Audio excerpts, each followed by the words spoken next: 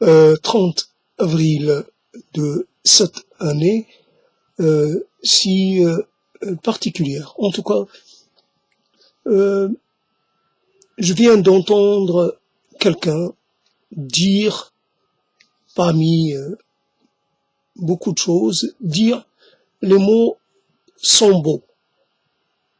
Et puis, voilà, j'ai vu quelqu'un danser avec son corps. La danse des mots, ou la belle danse des mots, on pourrait un peu associer les deux. C'est vrai qu'on a envie, quand on pratique les mots, à défaut de pratiquer autre chose, on pourrait pratiquer son corps, avec ou sans les mots. Et ce serait intéressant. Parce qu'un corps, ce n'est pas que des mots, c'est aussi des mouvements, des interactions, avec toutes sortes de choses, avec des choses, mouvantes, ou avec des choses fixes. Donc, interagir. Donc, la prise de mots suppose qu'il y a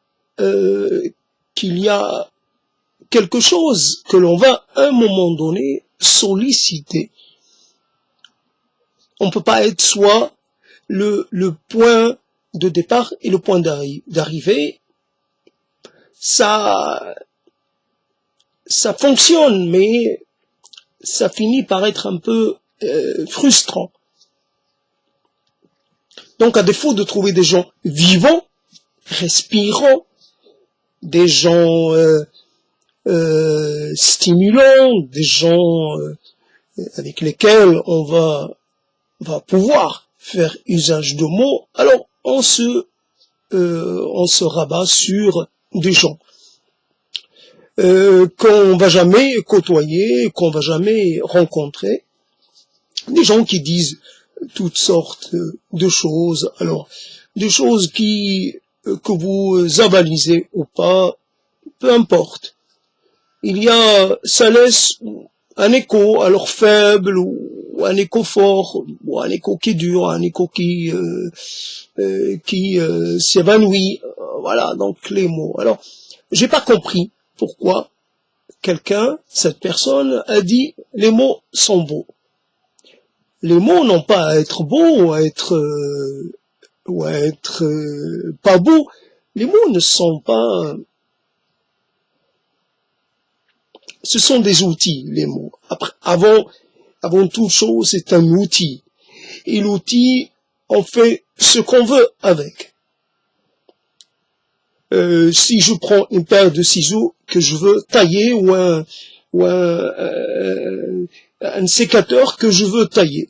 Donc le sécateur, il peut tailler la branche sèche que je veux enlever, mais il peut tailler aussi à côté une branche que je veux préserver. Donc si je ne fais pas attention, donc l'outil, il est totalement, quelque part, il est objectif, ou en tout cas il est neutre. Donc voilà, les mots sont neutres globalement, même s'ils ont déjà un background, un mot, ça traîne derrière lui tout un imaginaire, comme c'est le mot qui est à la mode actuellement, traîne derrière lui énormément d'images, énormément d'impressions, et voilà. Un mot peut avoir été investi d'une certaine façon par le groupe ou par l'individu, en tout cas. Donc, il est investi comme habité. Donc, il prend un peu comment dire, la personne qui l'habite déteint sur lui. La personne qui l'utilise déteint sur lui. D'une certaine façon, le mot est ramené vers soi. Sinon, En tout cas, les mots en eux-mêmes, ça ne veut strictement rien dire. Les mots, comme globalité, ça ne veut rien dire. Les mots ne sont pas nécessaires, bien entendu.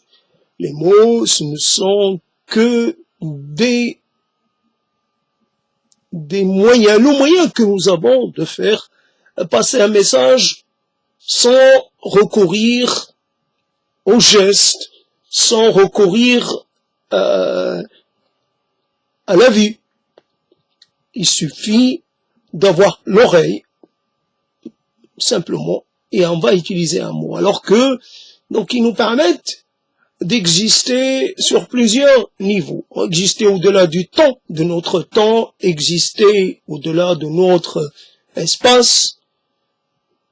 Voilà, ce sont des messagers, ce sont ceci, ce sont cela, en tout cas. Voilà comment on peut... Mais de là à donner une qualité, des qualités spéciales aux mots, dire que les mots sont beaux, ben ça dépend de comment moi je conçois la beauté. Donc qu'est-ce qui est beau, qu'est-ce qui ne l'est pas. C'est beau quand on imagine que la fleur est belle, mais pas pour moi. La fleur ne s'est pas apprêtée pour me faire plaisir à moi, attirer mon regard. Bien entendu, de façon comme ça un peu... on va cultiver des fleurs qui nous plaisent. On pourrait dire cela. Mais comme on nous a appris, et on a cru, que la fleur d'abord, elle s'apprête pour attirer le pollinisateur. Donc c'est ça. Donc la beauté, mais l'abeille, on pourrait dire l'abeille s'en fiche de la beauté. L'abeille ou l'insecte pollinisateur.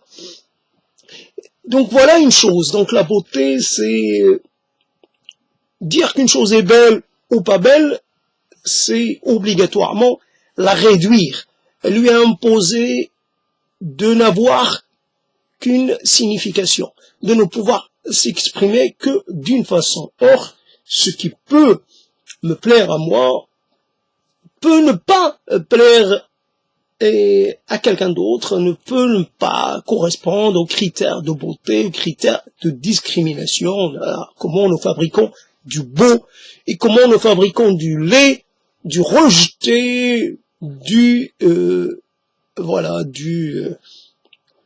l'étranger est laid par définition parce que pas beau, parce que j'ai appris à le voir pas beau, pas attirant, pas séduisant, pas ceci, pas cela. Donc c'est une affaire de, j'allais dire, de culture, une affaire dans le sens où la culture, c'est ce qu'on cultive, c'est ce qu'on, finalement, on fait pousser, c'est la chose qu'on met en mouvement, voilà, on enracine dans quelqu'un, voilà, c'est comme ça. Donc là,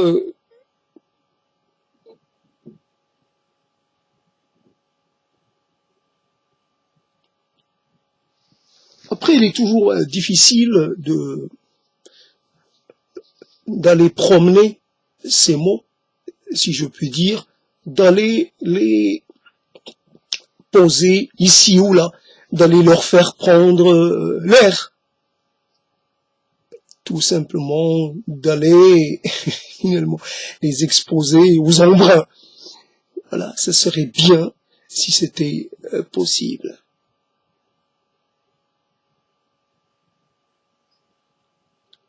Mais on est obligé de les confiner, de les garder prisonniers. Voilà. Donc je n'ai pas vu la mer, donc je ne peux pas parler de la mer. Donc les mots que j'ai pour évoquer cet élément-là, je ne peux pas. Je ne peux pas les énoncer. Je dois les garder pour un jour futur, au cas où j'ai les mots pour parler de la mer. Mais à quoi bon? Je ne suis pas au bord de la mer. Ça fait longtemps que je n'étais pas au bord de la mer. Ça fait longtemps que je n'ai pas entendu le bruit de la mer. Ça fait longtemps que je n'ai pas senti l'odeur de la mer. Ça fait longtemps, ça fait longtemps.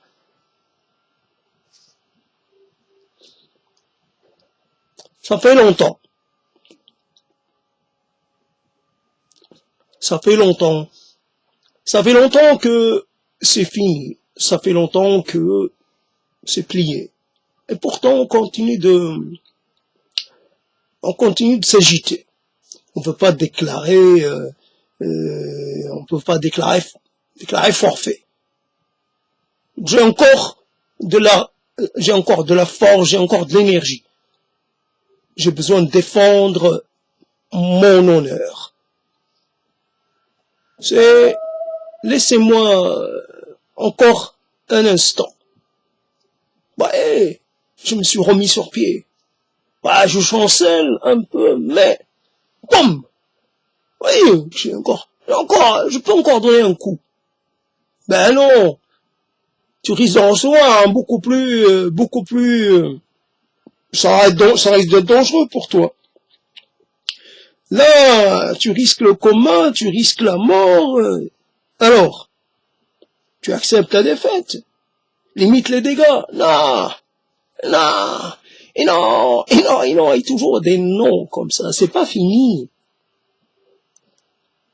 C'est pas fini tant que moi, je ne suis pas fini. Après tout, c'est toi qui décides. Hein. Tu es libre. Voilà. Allez. Vas-y, exerce ta liberté. Quitte à ce que tu le payes de ta vie. Donc on s'agite, on vocifère, on fait dans le...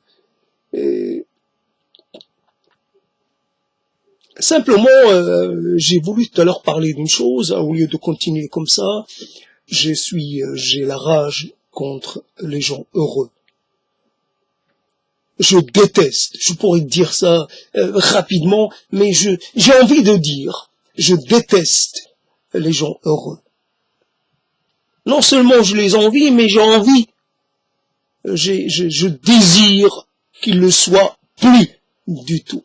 Je déteste les gens qui sont heureux, les gens qui sont accompagnés, les gens qui jouissent, les gens qui sont confortés, les gens qui sont aimés, je déteste ça. Si j'avais les moyens, je les mettrais au régime sec. Voilà. Privation d'attouchement, privation de contact, privation de vue. Ils auront face à eux un mur aveugle, plus rien.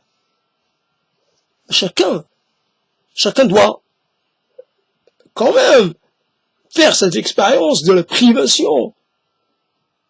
privation sensorielle, visuelle, auditive, affective, sexuelle, érotique et tout ce que l'on veut. La privation de ce qui fait l'essence de la vie. Après moi je me meurs pendant que toi tu continues de vivre et de t'étaler et de faire la démonstration de ton prestige et ta capacité à vivre, à susciter l'engouement, à susciter à l'intérêt. Et moi, personne ne s'intéresse à moi. Mais suis-je maudit? Qu'est-ce que j'ai fait? Qu'est-ce que j'ai pas fait? Pas vrai. C'est pas vrai. Ça suffit. J'ai assez donné. J'ai assez payé si jamais cela. J'ai trop payé pour les quelques prétentions que j'ai eues, les quelques moments d'orgueil, j'ai payé pour mon insouciance, j'ai payé pour ma nonchalance, j'ai payé pour ma légèreté, j'ai trop payé, je continue de payer.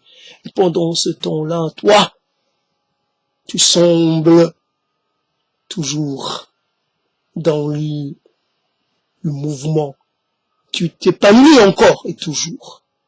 Si tu fais un mouvement pour aller vers un avant, tu es toujours en train de découvrir, et moi je suis face à rien, à son néant, face à l'inexistant, face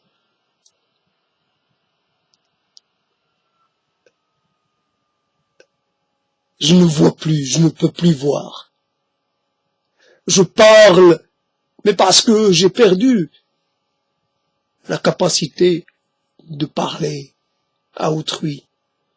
Je parle, mais je parle parce que j'ai trop de silence en moi. Je parle pour me maintenir à la surface, pour même pas me noyer dans le silence. Je parle parce que le silence est tout ce qu'il y a de plus létal. Je suis pratiquement mort.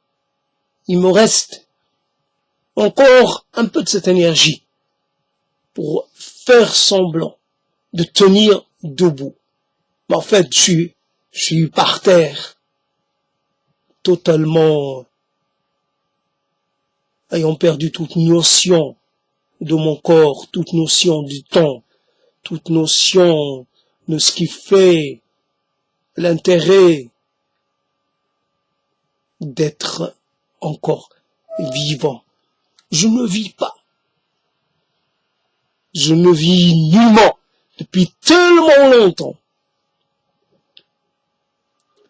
Quand est-ce qu'il est mort, en fait? Il est mort à l'âge de 35 ans. Ça fait longtemps. Pourtant, il est mort. Il est mort. Déclaration de décès. Il est mort. Il y a longtemps. Pourtant, il semble ne pas être totalement mort. Non, mais il est mort. Est-ce que tu vois? Ce n'est qu'une sorte de persistance rétinienne. Tu continues de l'entendre, mais c'est un effet de, comment on pourrait appeler ça? Alors, persistance auditive, ça continue. Mais non, mais cet être-là, ça fait longtemps qu'il est enterré. Ça fait longtemps qu'il a dû se décomposer. Ça fait longtemps. Oui, on se souvient de lui un peu, plus tellement. Cet être un peu exubérant, un peu difficile à décrire. C'est toujours ce qu'on dit quand on ne sait pas quoi dire. C'est difficile à présenter, c'est difficile à circonscrire un nom. C'est un être, au contraire, tout ce qu'il y avait le plus facile. Tout ce qui est plus facile à approcher. Simplement parce que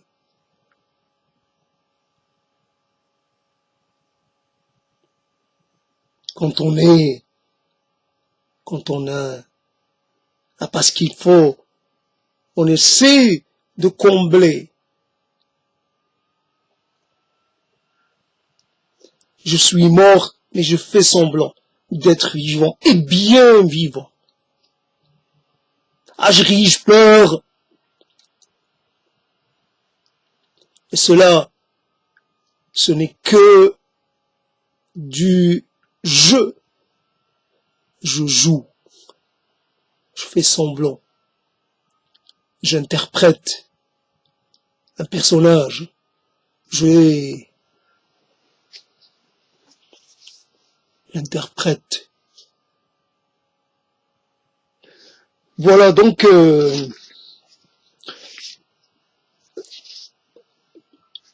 quand on parle de détestation, on a envie de détester pour de vrai.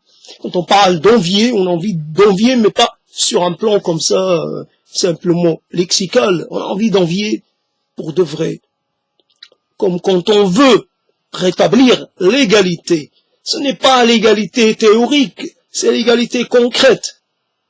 Je prends de ce que tu as et je me l'approprie et je crée les conditions de la les conditions de la production, de l'émergence, un certain niveau d'égalité. Voilà. Je peux pas continuer de faire appel à ta conscience, car ta conscience, elle s'arrange bien de tout ça. Ah non, je passe de la parole, je passe du discours à l'acte. Je vais te prendre légalement, ma légalité à moi. Elle m'autorise à te priver d'une chose dont j'ai absolument besoin. J'ai autant le droit d'avoir, moi aussi, autant le droit d'avoir, le droit que toi d'avoir, moi aussi, un moment de joie, de ne pas avoir peur, de ne pas manquer, de ne pas me sentir faible et impuissant.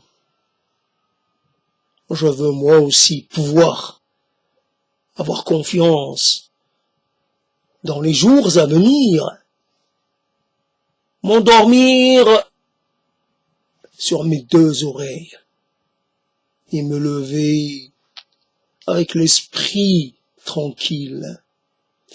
C'est un beau jour que celui qui vient. Ça sera un beau jour. Parce que moi, j'ai fait ce qu'il fallait pour ça. Je serai heureux de vivre ce jour-là. C'est un jour à fêter. C'est un jour à vivre intensément. Et tous les jours qui viendront après, je les célébrerai de la même façon.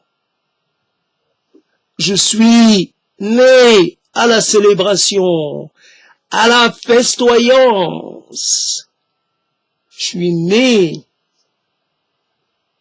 au plaisir de vivre, au plaisir de sentir, au plaisir de voir, d'entendre. On dirait quelqu'un, j'ai mes matins, je saurais apprécier les matins, calme ou pas, je saurais apprécier les midis et les après-midi et les soirées, et chaque instant, je saurais en faire un moment unique, un moment irremplaçable, un moment fort en tout. Donc c'est un peu particulier comme prise de parole. Il y a des tas de choses qui seraient de l'ordre du presque une chose un peu trop. Il y a des choses qui pourraient venir, ils seraient de l'ordre du non pas du réchauffé, mais ça aurait pu être dit. On pourrait dire, ah oui, ça peut être dit par quelqu'un d'autre. Là, c'est juste des effets de rhétorique et des choses comme ça.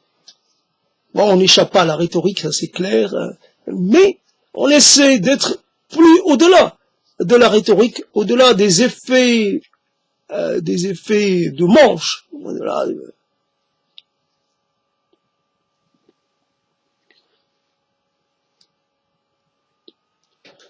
C'est vrai quand on est là, en tant qu'individu, comme en tant que classe, on réclame des choses pour soi. On n'attend pas que l'autre en fasse. Il commence à bouger. Il commence à nous prendre en compte. Moi, je suis malheureux, je n'ai rien. Je suis pauvre, je suis démuni. Je n'ai rien. Mais je veux. J'ai le droit d'avoir. J'ai le droit d'avoir autant que toi. Il n'y a rien qui puisse justifier le fait que toi, tu puisses avoir, et moi pas. Mais de ma position à moi, je vais t'obliger à me prendre en compte. Et s'il le faut, je vais user de manière de la contrainte pour cela. Voilà, je vais te contraindre à m'aimer. Je vais te contraindre à m'estimer. Je vais te contraindre à m'écouter, à me faire de la place à tes côtés. Oui, voilà, donc ça continue comme ça, c'est une sorte je vais dire, de mot d'ordre, c'est une sorte de slogan. Mais on n'est pas loin justement dans ces moments où on parle d'égalité, on parle d'inégalité plutôt, et donc de besoin d'égalité justement. Et c'est vrai que on ne peut pas non plus trop projeter sur les autres. Il faut un peu de raison garder. Il faut déraisonner pendant un certain temps, mais pas trop non plus. Il y a des gens qui ne portent pas sur eux le drame intérieur qui est leur.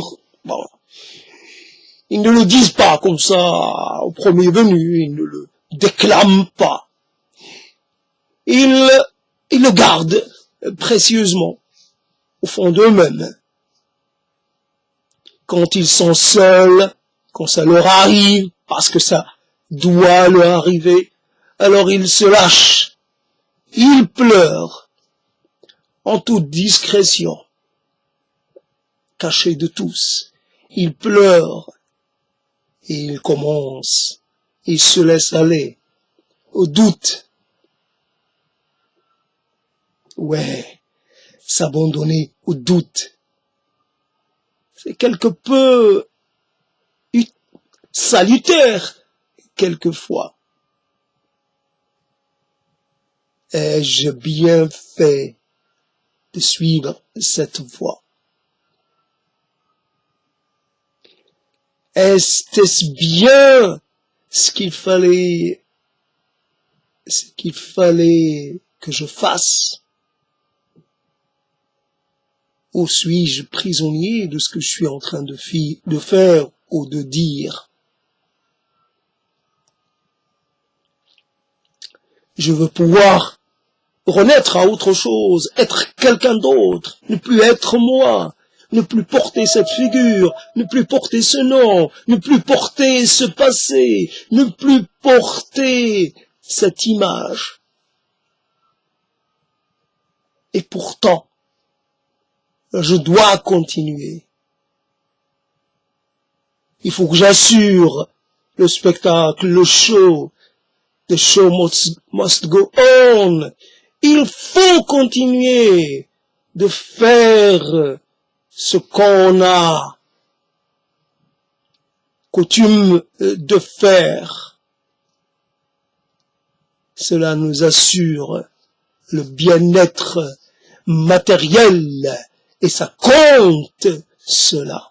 Cela nous assure le prestige et ça compte. Cela nous assure l'admiration et l'amour de certains, et ça compte, et ça compte, et ça compte.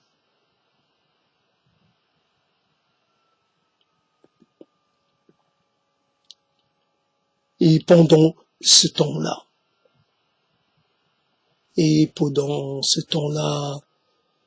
j'entends toujours la petite voix qui dit, mais non, il serait temps que tu reviennes en arrière, que tu abandonnes, il serait temps,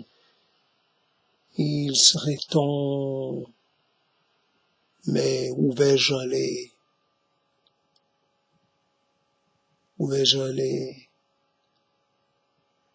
Je n'ai pas appris la solitude, je n'ai pas appris l'indifférence, je n'ai pas appris à ne pas être sollicité. Je ne sais pas faire. J'ai besoin qu'on s'agite autour de moi, j'ai besoin qu'on me parle, que l'on m'écoute, que l'on fasse attention à ce que je fais. J'aime quand on vient me louer pour une chose que j'ai appris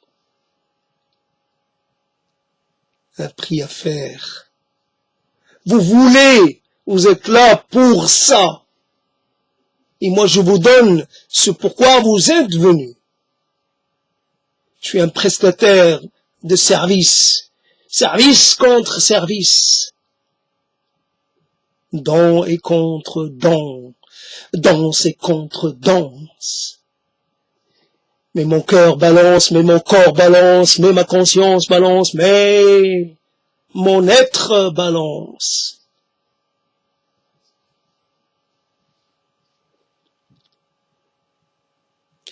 C'est vrai, dans ce portrait-là, je convoque des tas de gens.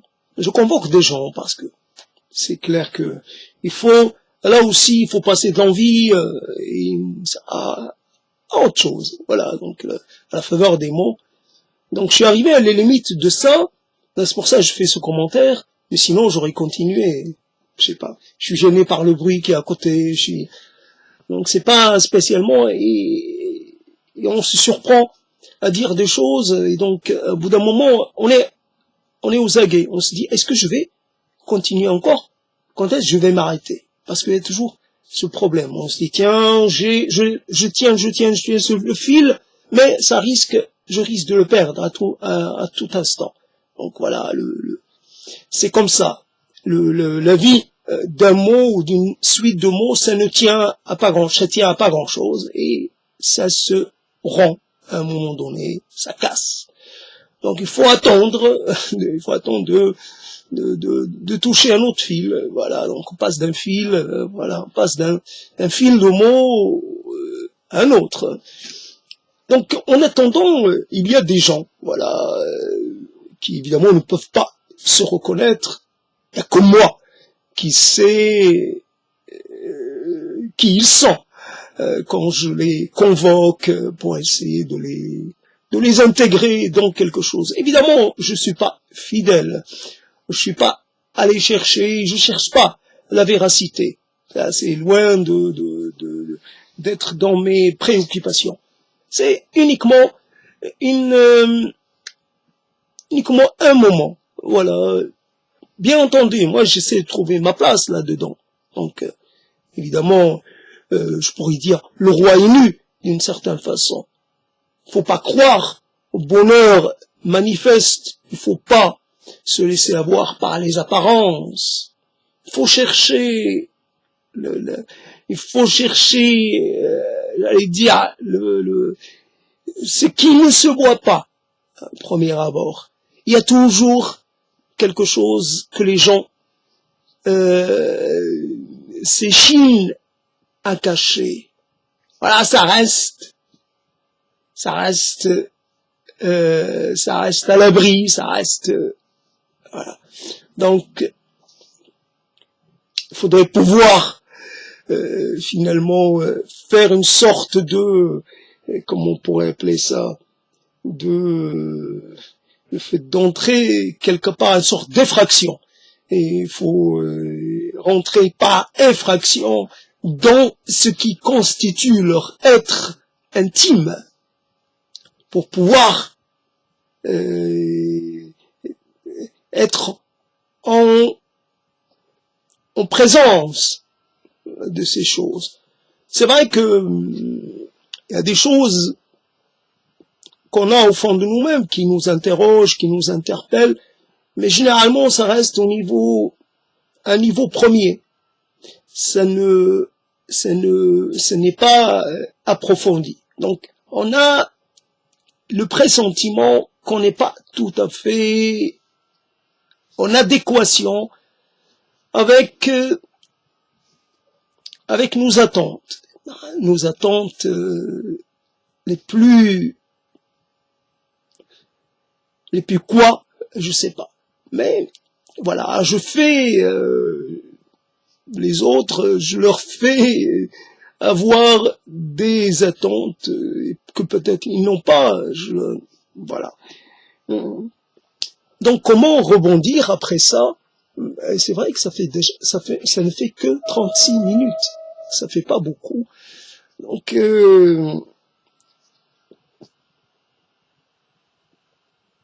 alors au fil des mots, d'une certaine façon, et quand on a une difficulté, j'allais dire une difficulté totalement, comment je pourrais qualifier ça, une difficulté méthodologique et plus que méthodologique à essayer d'intéresser les autres à ce que l'on fait quand on est devant quelque chose qu'on n'arrive pas à dépasser. Il y a une sorte de refus, une sorte de non-désintérêt pour la démarche.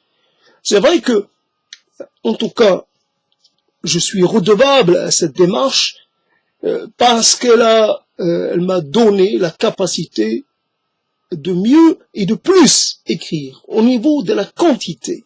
La qualité, c'est autre chose, mais déjà la quantité. Seulement, à un moment donné, c'est vrai que je trouve la facilité dans le parler plutôt que dans l'écrit. Ça,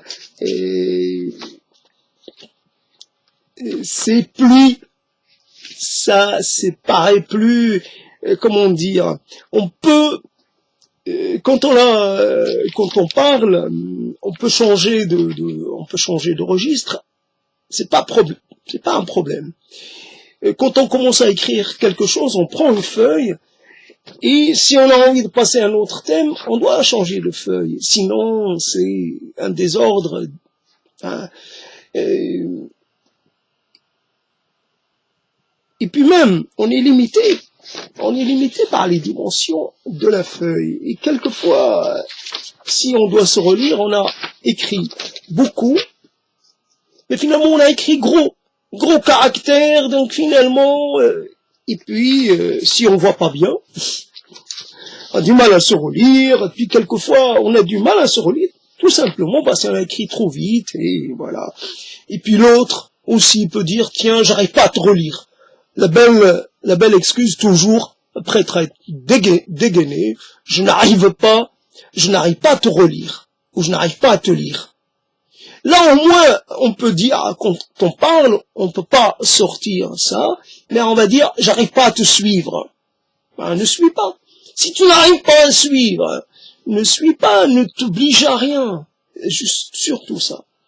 Ne t'oblige à rien à ce niveau-là. Donc, je vais m'arrêter parce que finalement, j'arrive à la fin de cette prise de parole. J'avais d'autres choses, j'ai préparé des choses, mais finalement, en fait, pour pouvoir intégrer des choses, il faudrait avoir à côté de soi, bon, évidemment, un environnement pas très perturbant, Mais il faut avoir, si on est assis comme ça et qu'on s'aide pas avec le corps, juste avec les mains, ça suffit pas, et qu'on montre que ses mains, c'est un peu pas suffisant. Donc il faudrait avoir des écrans. Simplement montrer la personne à laquelle je pense, j'ai un écran, je vois cette personne, un autre écran, je vois des choses. Et comme ça, au fur et à mesure, je prends. Comme quelqu'un qui va composer un bouquet, il prend de ceci, de cela, etc., jusqu'à faire un bouquet multifleurs. C'est comme ça que l'on compose un bouquet de mots. Mais si j'ai pas les personnes en face, donc c'est un peu plus difficile. J'avance à l'aveugle, donc c'est ça le problème. Et il y a quelqu'un qui pose un pied, et moi je le vois, et avec le mot je le suis. Soit j'accompagne sa démarche, soit je me mets en face de lui, et je l'empêche de continuer. Je peux aussi avoir envie de le perturber totalement. Finalement, comme si je pouvais l'expulser de sa propre scène. Je ramène ça parce qu'on disait, c'était assez intéressant, ça faisait peur à l'époque, on disait que le chercheur de trésors, s'il faisait un rituel, s'il ratait quelque chose dans le rituel pour essayer d'amadouer ou les gardiens du trésor, donc il pourrait se retrouver très très loin. Donc comme rejeté, exilé ou expulsé, enfin je sais pas comment on pourrait dire, on voyait au niveau spatial se retrouver à des centaines de kilomètres de l'endroit où ils étaient. Donc ils arrivaient, on ne disait pas dans quel état ils arrivaient, mais ils étaient comme repoussés, mais alors donc on pourrait repousser quelqu'un, utiliser cette histoire-là, cet aspect de cette histoire, légende évidemment, donc on pourrait enlever quelqu'un, quand on le voit, non seulement on lui rend la performance impossible, mais en plus on l'enlève. Et à ce moment-là, on laisse les gens sans rien. Il n'y a pas de spectacle. On laisse les gens se regarder les uns les autres. Qu'est-ce qui se passe? C'est incompréhensible, c'est la catastrophe. Alors finalement tout est déréglé. S'il n'y a pas l'élément moteur, le prétexte plutôt qu'un élément moteur, ce n'est qu'un prétexte. Voilà, il n'y a plus lieu de continuer d'être là. Donc tout se défait.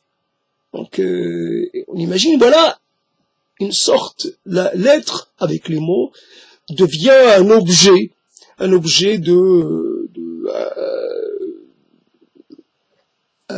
pas une marionnette, mais c'est pas ça, un objet un simple objet. Il n'est plus une personne, il n'est plus qu'un objet. C'est ça, donc si on a, et puis on peut passer au niveau aussi là, quelqu'un qui est dans l'acte, mais dans le mouvement, mais quelqu'un aussi qui serait dans les mots, qui a écrit, parce que c'est toujours plus laborieux de répondre par écrit pour dire à quelqu'un que l'on conteste sa façon de voir une chose, et puis on peut pas, il faut recourir à des, je sais pas quoi, des sortes d'aide d'expression, voilà, un emoji, des choses comme ça. Là, avec les mots, on dit à quel point, boum, on pète à la face de quelqu'un, on voit un crachat, on crache à la face de quelqu'un. Ça s'entend. Donc c'est beaucoup plus concret qu'un crachat sémantique. Même si, évidemment, ça fait de l'effet aussi. Mais, voilà, donc il y a, et puis, ce qui est intéressant, c'est que l'on peut être dans un moment comme ça, fort, et puis on réduit, comme une sorte de symphonie, il y a des moments forts, puis il y a des moments un peu de sorte de régression, un moment où la tension, je sais pas quoi, il faut préparer le moment de l'ascendance, puis après, il y a comme une sorte de pause, on redescend donc ce qui était, puis bon, il y a le final, mais je sais pas si la métaphore de la symphonie est bonne, mais en tout cas, la chose, c'est que on peut prendre du recul, justement, par rapport à ce que l'on vient de mettre en mots. Non, ne crois pas à ce que tu viens d'entendre. Surtout pas. Surtout pas. Parce que là, ce que j'essaie de faire, c'est de te piéger. C'est de te forcer à réagir d'une certaine façon. Toi, tu vas tomber dedans, tu vas réagir. Mais mon projet un peu vicieux, c'est de te faire prendre conscience que j'étais forcé à réagir de cette façon. Je t'ai manipulé, mais une manipulation sur 2 temps. En 2 temps, ou 3 temps, et je sais pas, on va dire, je t'ai caché la véritable motivation, le véritable dessein de ce que j'ai. Et puis, il y a une sorte on fait baisser, même au niveau de la puissance conférée au mot, on fait un peu baisser le ton jusqu'à ce que on arrive à presque à du sourd. C'est presque pas audible. D'accord? Parce que les deux ne sont que des manières. Parler fort et parler très bas, et presque parler presque sans son, sans que cela puisse entrer. C'est aussi, on peut dire des choses énormes sous une forme presque en sourdine, comme on peut les dire en tonnant, en tonnation. Ça change. C'est uniquement une histoire de forme. Donc j'essaie de tenir un peu, peut-être pour arriver à 1 heure. Donc après, quand on dit une chose, c'est qu'on n'y croit pas. On croit pas quand on fait un mouvement que ce mouvement-là, il est réellement signifiant. Je peux essayer d'imiter ou de tourner, un peu comme les étoiles autour d'un centre galactique ou d'un centre quelconque. Donc je peux essayer de matérialiser ça d'une façon ou d'une autre. La danse des sphères, la danse des, je sais pas quoi, des mondes. Mais je ne crois pas, je ne peux croire à aucun moment que je suis une étoile, ou je suis une planète, ou j'ai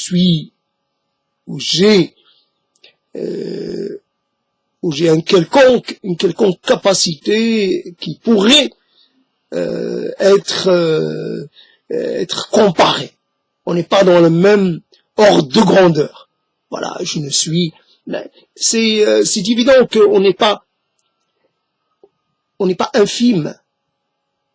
On est loin d'être infime. Voilà ce que nous apprend la biologie moléculaire, ou peut-être voilà ce que nous apprend qu'en fait déjà en tant que corps, on est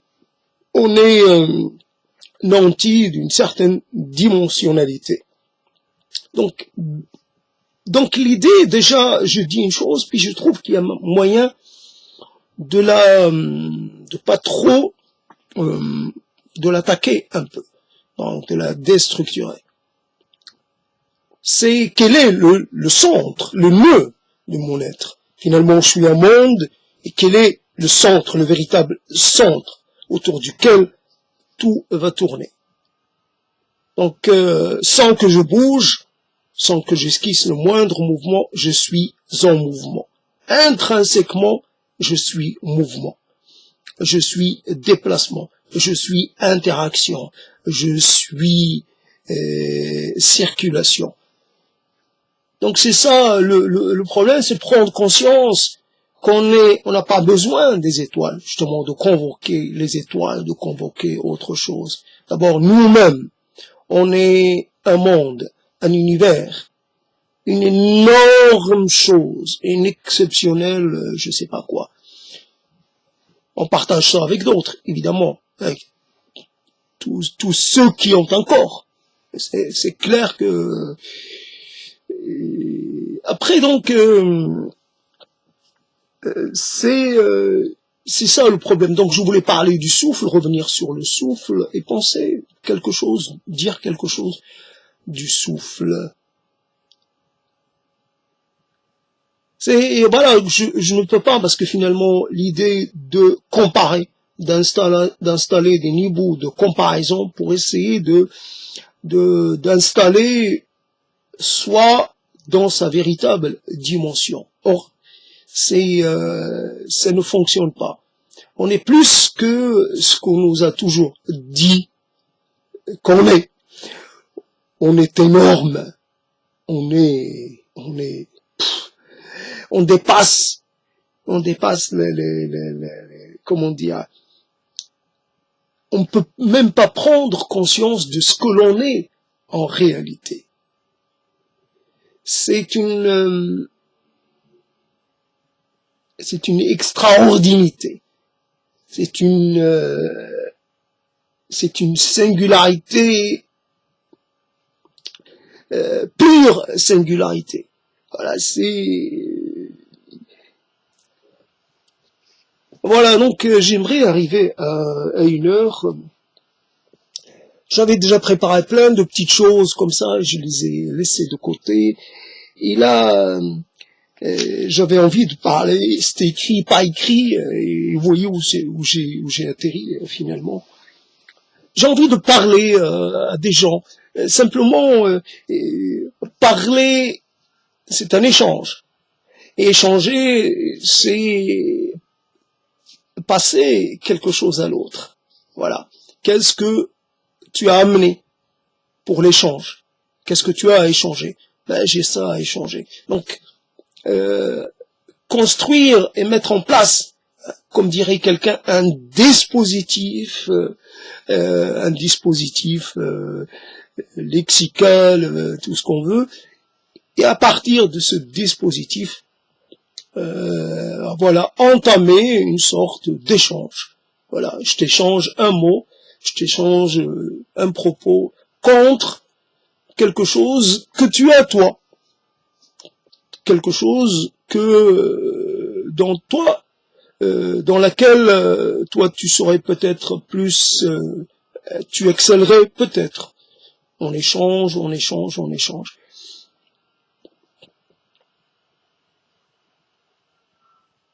Une idée qui passe, un semblant de réflexion, un semblant de pénétration, un semblant de conscience. Je suis conscient et en même temps, je ne sais pas si je le suis vraiment. Je suis conscient et conscient de mes limites. Je suis conscient et quelquefois, je doute de l'être vraiment. Je suis conscient de toi, mais à quel point? Je suis conscient de moi, mais à quel point? Je suis conscient que tu es là. Il me semble que tu es là. Il me semble que tu as conscience de ma présence. Il me semble. Il me semble que c'est bien toi. Il me semble te reconnaître. Il me semble me rappeler de toi disant une chose, faisant une chose. Il me semble, il me souvient t'avoir entendu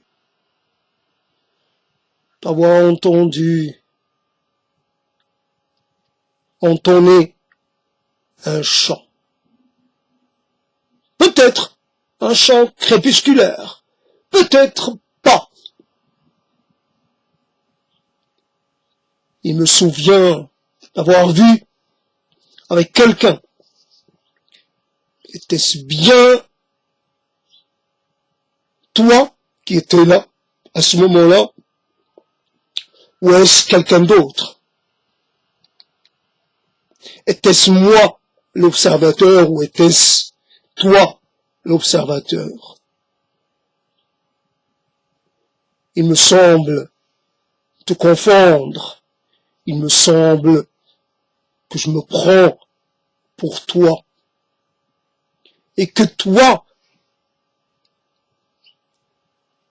tu sembles trop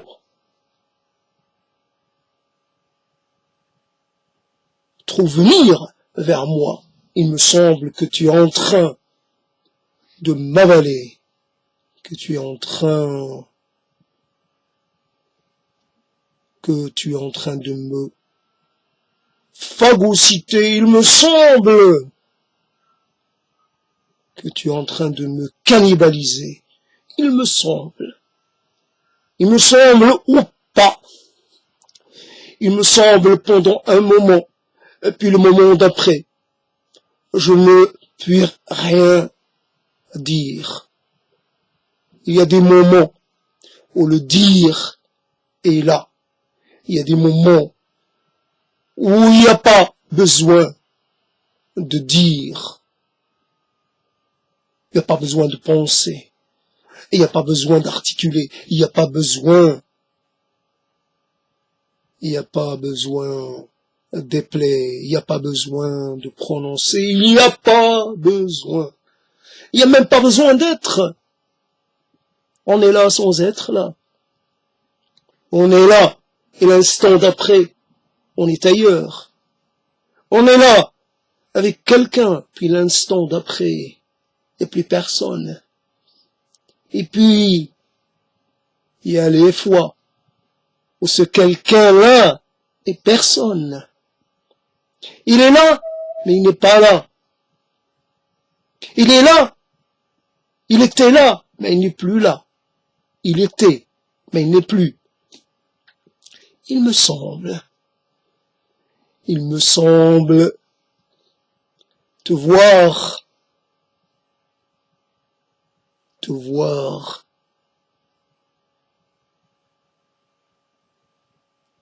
Il me semble te rendre visite.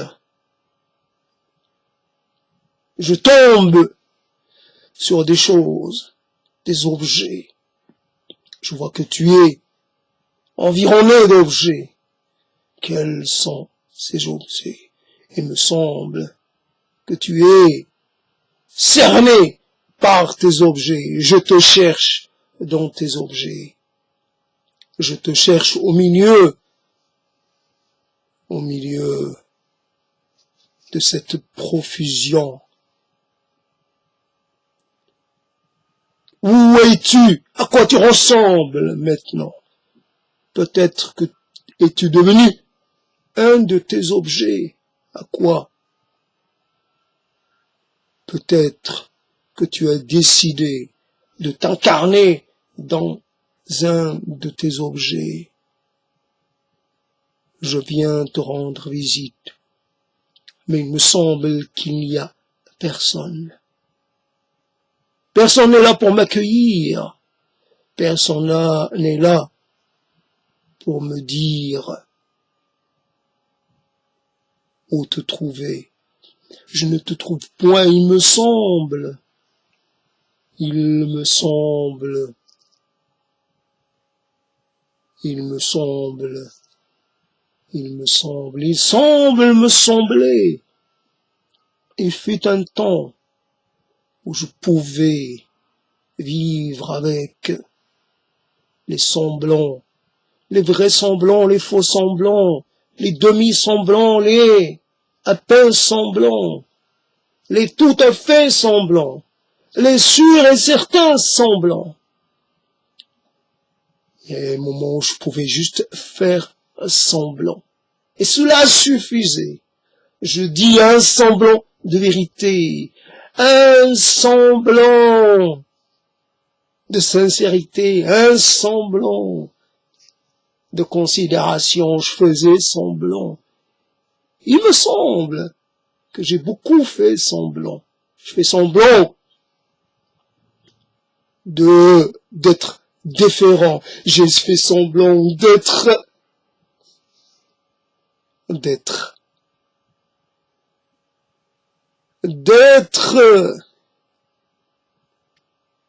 épaté. C'est vrai. Il fut un temps où ce n'était pas si grave de faire semblant. Que dire je t'aime quand on le pensait pas vraiment.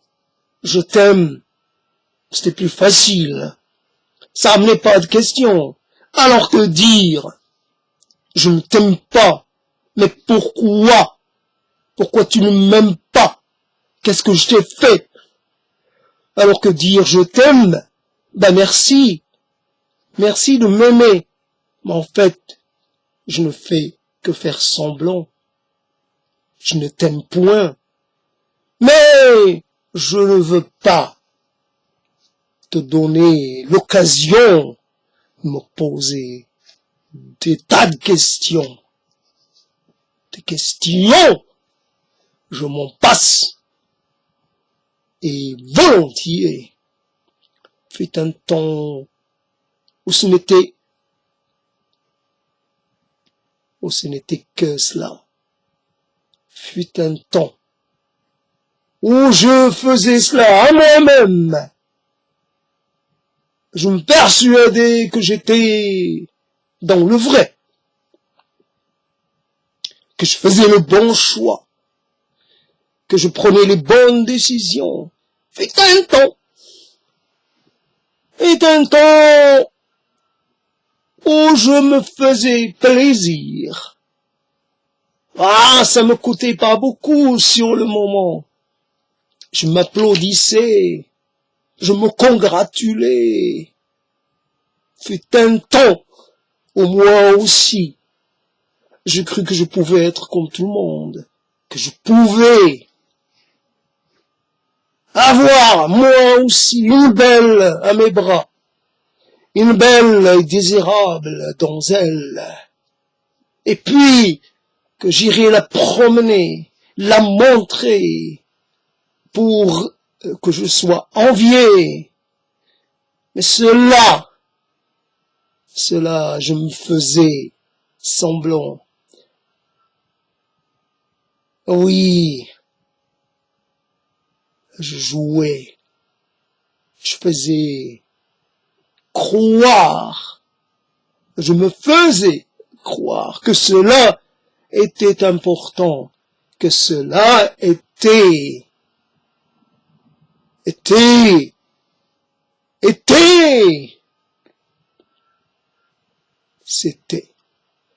les temps,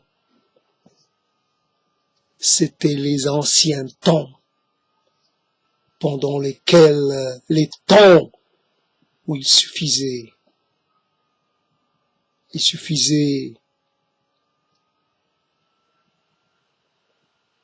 de voir un bout de lumière pour croire.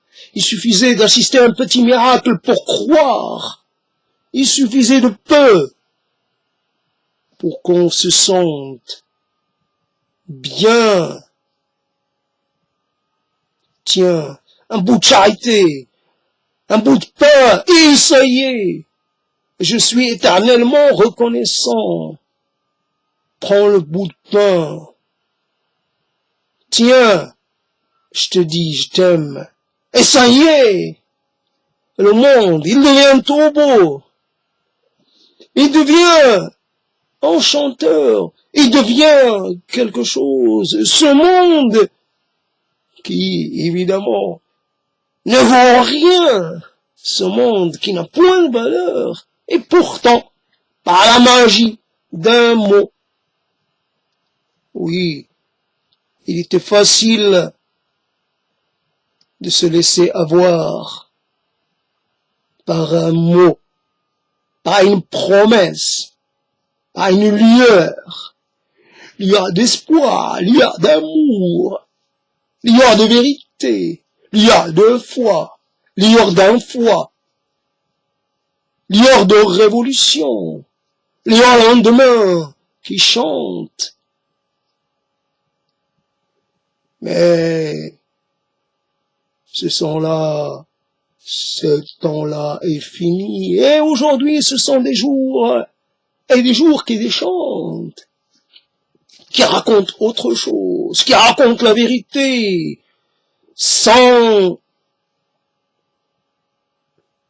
qui racontent la vérité,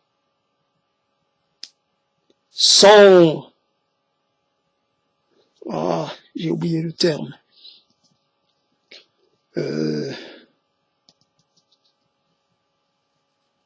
c'est pas sans enjolivage, ça va pas, mais bon. Sans embellissement, sans retouche et sans maquillage. Le roi est nu, la belle est nue, la belle est vieille, la belle est toute ridée, et son corps est tout flasque, et sa main, elle, touche à terre. Elle marche en boitant. Elle n'entend plus dans l'oreille. Elle voit plus très bien. Et puis elle parle avec une voix de vieille. C'est une vieille. Et toi tu rêves encore d'elle. Et ta princesse, ce n'est plus une princesse. C'est une laidron. C'est presque une morte que tu promènes encore par les chemins. Tu crois que tu tiens entre tes mains à l'être le plus merveilleux au monde. Et en fait, ce n'est là qu'une illusion. Vivons d'illusion. Illusion, illusion, illusion que demande le peuple, de l'illusion, encore de l'illusion, plus d'illusion. De l'illusion pour tout le monde. Promotion sur les illusions. Augmentation des illusions. Aujourd'hui, augmentation du seuil minimal des illusions. Hier, vous aviez droit à 10 illusions. Aujourd'hui, on vous en rajoute 12 d'illusions pour le prix de 10. Demain, on vous en rajoutera. C'est promis. Il n'y a pas de problème. La planche à illusion, on la fait fonctionner à fond. On se gêne pas. Il n'y a pas de risque de crise. Il n'y a pas de risque de crise de liquidité. C'est comme ça. Il me semble que les mots sont retors. Il me semble que les mots sont piégeurs. Il me semble qu'ils préparent un mauvais coup. Il me semble les voir s'agglutiner, s'attrouper. Je vois qu'une corde est en train d'être hissé. Bientôt, on va me pendre, moi, qui ai la langue trop pendue, on va me faire un sort. Il ne faut pas faire confiance en moi. Sinon, lynchage garanti. On finit mal quand on côtoie les mots de très près. Il me semble que les jours raccourcissent, que la durée de vie se fait plus réduite. Il me semble que l'échéance est proche. Il va falloir s'en aller. Dire adieu et pas adieu, dire merde à jamais. Ah, je te dis pas au revoir et je te crache dessus. Je veux pas de toi. Dans ma mort, je ne veux point de toi. Je veux pas que tu m'accompagnes. Je veux vivre ma mort seule, sans devoir me tenir à côté de quelqu'un, sans devoir faire des égards, sans devoir m'alourdir avec des conventions ou avec des sentiments. La mort, plus de sentiments, plus de relations, plus d'attentes. Ouais, mort est mort seul et tranquille, seul et pour une fois libre, et puis pour une fois sans attache, sans barrière et sans... J'ai oublié le terme. Ah, il y a un terme que j'ai oublié, donc attache, c'était pas le bon terme, mais c'est pas grave. Donc, alors je sais pas où j'en suis, donc je suis arrivé à 1h12, peut-être que je m'arrêterai à 15. Il me semble t'avoir promis quelque chose. T'ai-je promis une fidélité éternelle? Bon, si tu as cru, je suis désolé pour toi. Mais je t'ai promis, peut-être. Mais aujourd'hui, je retire ma promesse. Je suis pas ton ami. Je suis pas ton fidèle compagnon. Je me retire. Je prends congé. Je prends congé de toi. Je prends congé de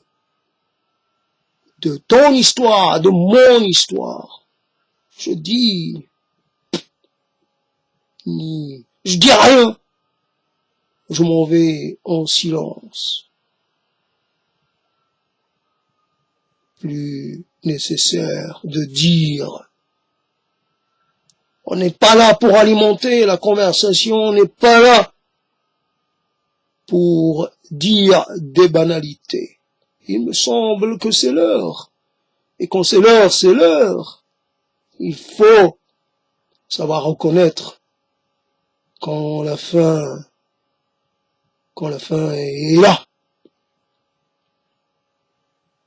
La fin. Comme la fin de cette prise de parole, donc j'ai essayé d'ajouter quelque chose pour donner un côté poético-lyrico à l'ensemble. Et c'est là l'intérêt, donc j'explique l'intérêt de cette prise de parole performance, c'est elle peut se dérouler à chaque fois, passer d'une forme à une autre, et c'est ça qui est intéressant. Donc je devais m'arrêter à 1h15, donc voilà, je m'arrête. Ça va, c'était